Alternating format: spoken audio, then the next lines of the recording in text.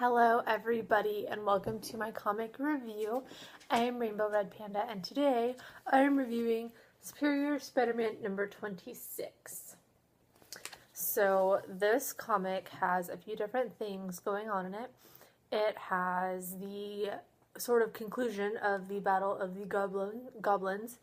It has Superior Spider-Man / Doc Ock / whatever you want to call him dealing with his Avengers problems, and then it has Peter Parker sort of figuring out what he is doing in the mind of himself, in sort of like this empty space. He is supposed to not be around anymore, but he's still there. He has there's a little bit of Peter Parker still left in Superior Spider-Man, and so he's trying to figure out how to sort of bust out and take over and take Dr. Octavius down. So I don't know, there's a lot of things going on in this book, and in the beginning it is all about the Goblin War, battle between the Green Goblin and the Hobgoblin, and it sort of takes the main focus for the first few pages, and then it goes away, and I actually kind of got so into the rest of the story that whenever it came back I was like, oh yeah, this was happening. So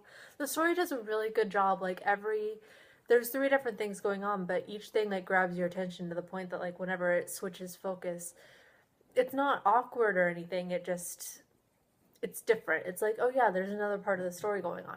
It's not like they finish a story and then move on to the next one. It's continuously switching it up, but there's good transitions, if that makes any sense. The artwork is done by 2 different artists, and this is the main thing. I wanted to do this review because a lot of people have been saying bad things about the artwork, and I liked the artwork. I don't know, Humberto Ramos has always been my favorite. I always talk about his artwork every time I do a comic time and there's a Superior Spider-Man issue. But this one also has Rodriguez and Martin doing the penciling as well, and you can tell the difference. And the differences are mainly whenever they switch the stories, the artists switch. And it's not in an awkward way for me at all, because it kind of makes sense. Peter Parker, give an example, you look at this and you can tell that this is not a Humberto Ramos piece. This is not his artwork.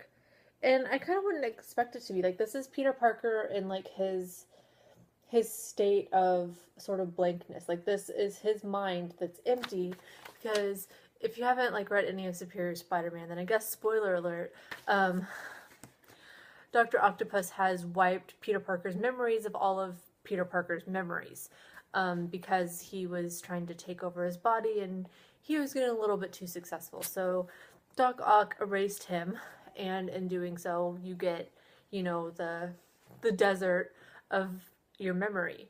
So, I don't know, I mean, Humberto could have done that, but I kind of like it that way, because it shows that it is 2 different things. That is not the mind of Superior Spider-Man. So, the artist of Superior Spider-Man doing it, I mean, it wouldn't have been bad, but if you're going to pull in a different artist, that would be the appropriate place.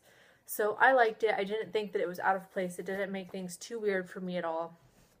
I don't know, everything has its place. I've read a lot of comics lately that do stuff like this. In Night of the Living Deadpool, at least in the first one, whenever it's a black and white comic for the most part, but then whenever Deadpool is recalling things, they have that in color. That is something that's different. It's sort of similar to this. I've seen stuff like that all the time. Whenever people have memories or things like that, the artwork is always different. So why not bring in a different artist instead of having to figure out how to draw it differently yourself? So, I don't know. I like the artwork. I thought it fit. I mean, you're not going to have the same colors that you have with all of the other wars. The Goblin Wars and the Superior Spider-Man versus Avengers Wars and all of that. You're not going to have that. So, I don't know, I thought that part was appropriate, but that's just my opinion, and everyone is entitled to have their opinions, but we'll see. By the end of this issue, everything is sort of figured out in a way. Superior Spider-Man kind of, I don't know, has one of his moments, and instead of dealing with the Avengers and their questioning, he just says, screw you guys, I'm going home, basically, and does his own Spider-Man thing, just like he has for the last 26 issues. So no surprise there. And the Goblin War was sort of resolved. It begins with them deciding, you know what, the two Goblin like leaders, the Green Goblin and the Hobgoblin, saying, you know what, screw this. Instead of having our armies do this for us and wasting all this manpower and all of this, let's just go at it one-on-one and it'll be resolved. It looks like the Green Goblin comes out on top, but then you kind of learn that that is not necessarily the case. I'm not going to spoil anything majorly, but I do not think that this war is truly over. So whether this continues in the near future or it waits, who knows? It might wait until Amazing Spider-Man comes back. Who knows? Not me. And so that sort of wraps up issue number 26. I thought it was a fitting ending to the Goblin War, as I like to call it. And we'll see what happens with Spider-Man next. I feel like he needs something, he needs to battle somebody besides the Avengers, because ever since Doc Ock took over, he's sort of been on the Avengers' bad side for a while, and he needs to, I don't know, he needs something. I don't even know what. He just needs to battle someone that's not Peter Parker and not the Avengers, and stop worrying about girls, and I don't know, do something more beneficial to New York, because having the Goblins take over and all of that doesn't really help anybody. And I don't know, that's just my opinion, but I really liked the issue. I would suggest reading it. I thought it was good, but some people, like I said, haven't quite agreed with that. So read it and judge for yourself.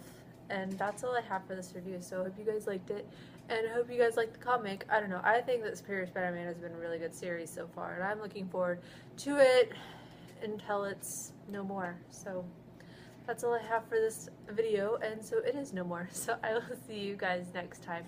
Bye!